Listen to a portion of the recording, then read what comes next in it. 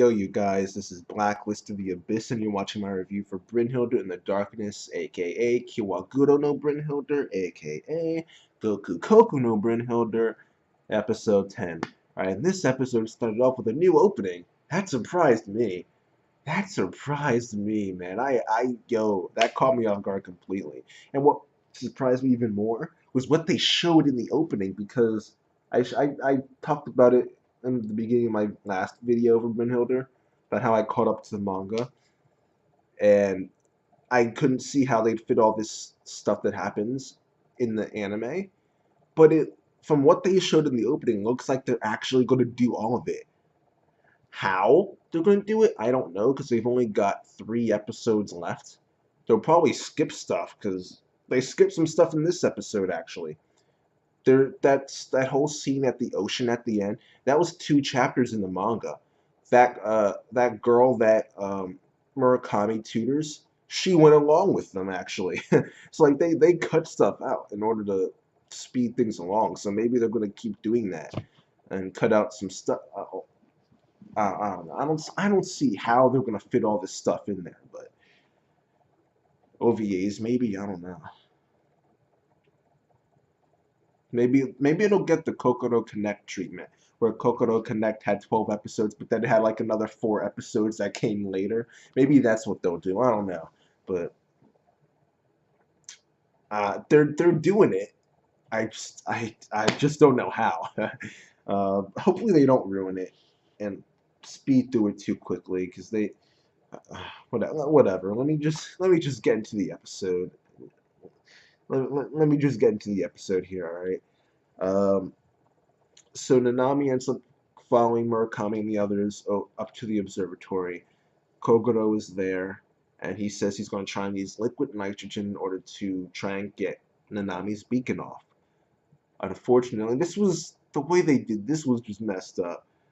This is just Lin Okamoto does this all the freaking time. She'll get you to feel a certain emotion and then take it all away right then and there.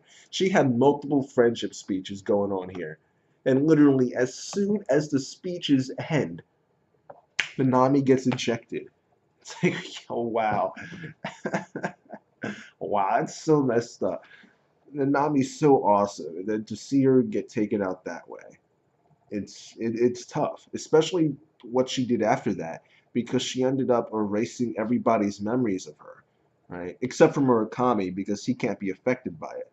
And I'm going to assume that Kogoro's memories weren't erased either, because she wasn't facing. He didn't say a word, all right, but she couldn't see him because she was facing a certain way.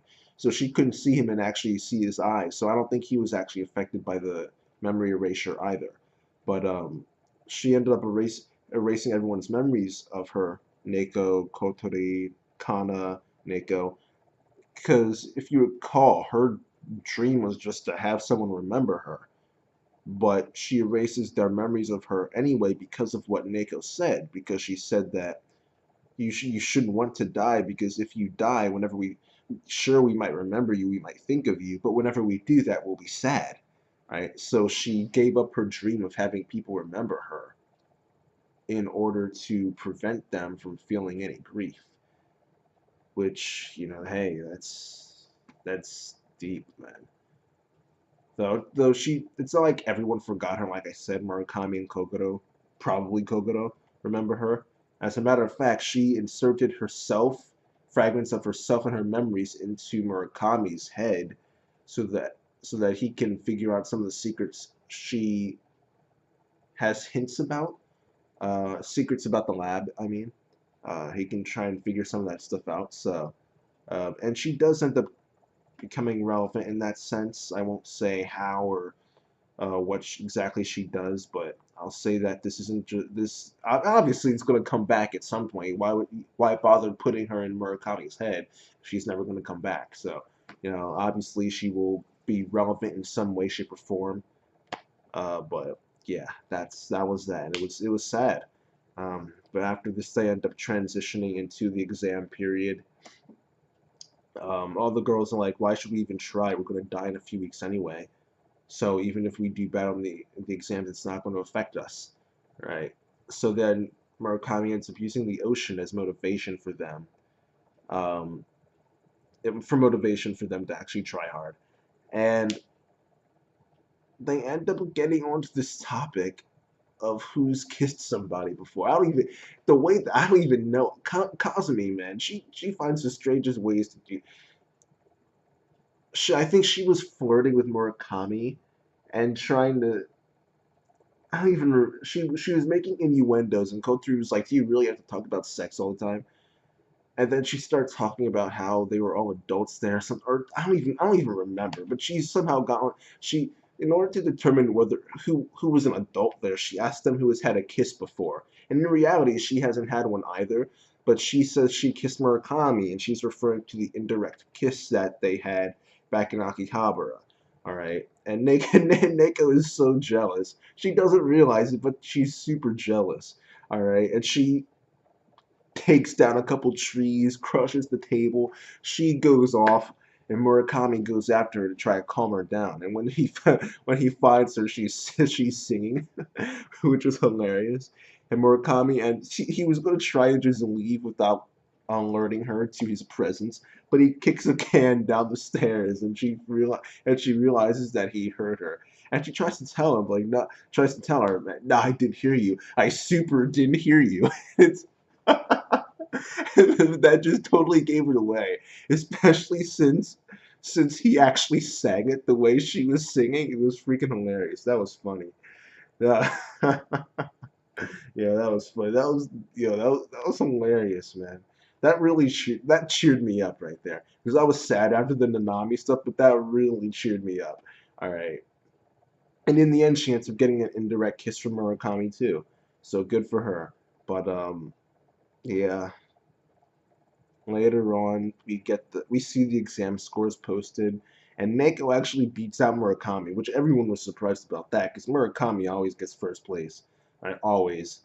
All right, but he ended up getting second, and Kazumi got third, which means she couldn't take Murakami's virginity like she wanted to, with that other deal that she made with him.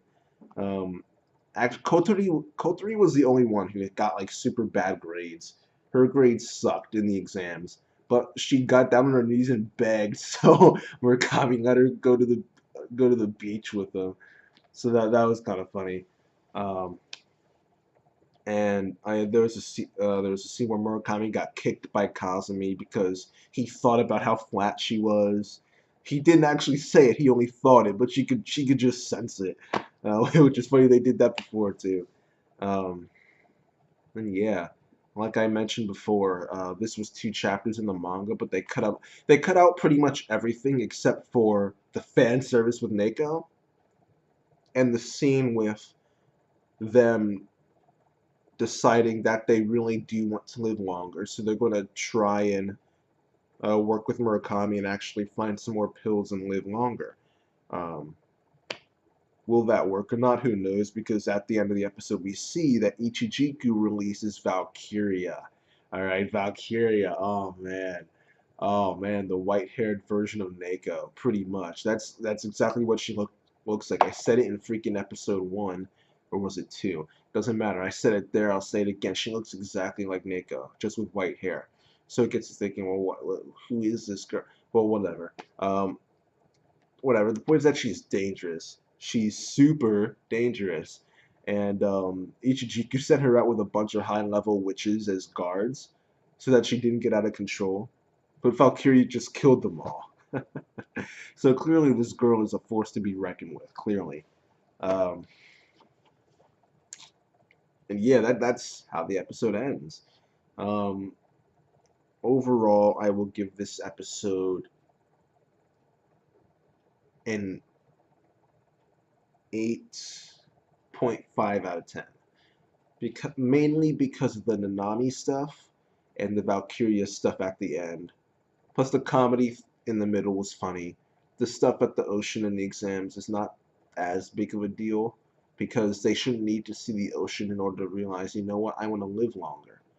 But it still is them realizing that they want to live more than they thought they did, so because Kasumi would joke around, saying, we only have a few weeks left to live anyway, so why are we taking these exams for, They joke around about it, but this is when they finally actually realized just how much they want to live. So, because they don't want to give themselves false hope, but now they're kind of doing that because they legit want to live now. So, yeah, I'll give the episode an 8.5 out of 10, and that's that, guys. Rate, comment, subscribe, and I'll see you guys next time.